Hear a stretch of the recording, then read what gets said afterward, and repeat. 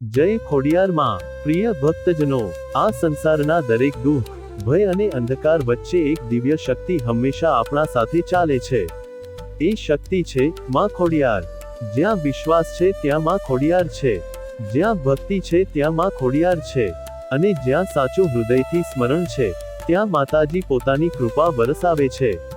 આજે આપણે વાત કરવા જઈ રહ્યા છીએ ખોડિયાર માતાજી જયંતીની, એ પાવન દિવસની, જે દિવસે માતાજી પૃથ્વી પર પ્રગટ થઈ અને ભક્તોને રક્ષણ, શક્તિ અને ન્યાય આપ્યો। આ વિડિયો અંત સુધી અવશ્ય સાંભળજો, કારણ કે કદાચ આજે માતાજીનો કોઈ સંદેશ ખાસ તમારા માટે હશે। 2. ખોડિયાર માતાજીનું ધાર્મિક અને આધ્યાત્મિક મહત્વ। ખોડિયાર માતાજી હિન્દુ ધર્મમાં શક્તિ સ્વરૂપા દેવી તરીકે પૂજાય છે। તેઓ માત્ર એક દેવી નથી, પરંતુ ન્યાય, સત્ય અને રક્ષણનું જીવંત સ્વરૂપ છે। ગુજરાતમાં ખાસ કરીને રાજપૂત, ચારણ અને અનેક સમાજોમાં ખોડિયાર માતાજી કુળદેવી તરીકે માનવામાં આવે છે।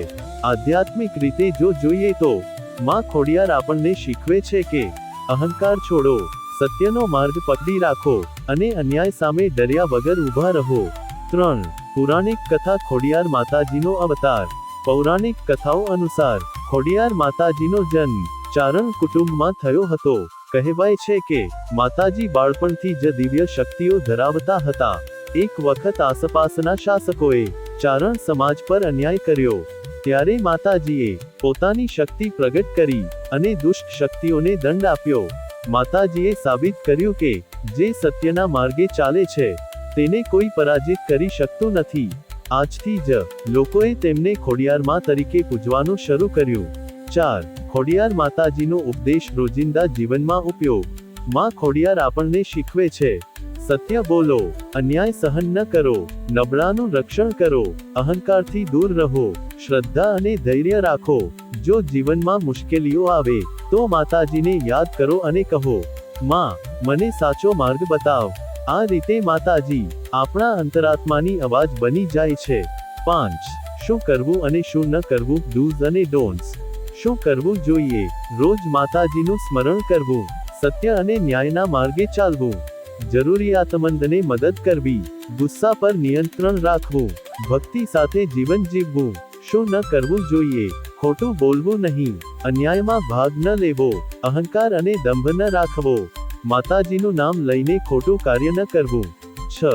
ખોડિયાર માતાજીના ભક્તોને થતા લાભ। માતા ખોડિયારના ભક્તોને મળે છે ભયમાંથી મુક્તિ, દુશ્મનો ઉપર વિજય, માનસિક શાંતિ, કુટુંબમાં સુખ શાંતિ, જીવનમાં સાચો માર્ગ। જ્યાં માતાજીની કૃપા હોય ત્યાં કોઈ અશક્ય રહેતું નથી। 7. મંત્ર પ્રાર્થના।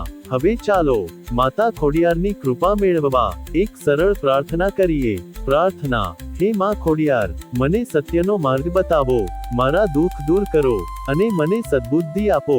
મંત્ર। જય ખોડિયાર માં, સર્વે ભક્તાના રક્ષા કરજો માં। આ મંત્ર 11 કે 21 વખત જાપ કરવો। 8. અંતિમ શાંતિપૂર્ણ અને સકારાત્મક નિષ્કર્ષ। પ્રિય ભક્તજનો, ખોડિયાર માતાજી માત્ર મંદિરમાં નથી, તેઓ આપણા વિશ્વાસમાં વસે છે। જો મન શુદ્ધ છે, હૃદયમાં ભક્તિ છે, અને કર્મ સારા છે, તો સમજો કે માતાજી હંમેશા તમારી સાથે છે। આ ખોડિયાર માતાજી જયંતી પર માતાજી તમારી તમામ મનોકામનાઓ પૂર્ણ કરે, તમારા જીવનમાં શાંતિ, શક્તિ અને સુખ ભરે, એવી હૃદયપૂર્વક પ્રાર્થના। જય ખોડિયાર માં, જય શક્તિ।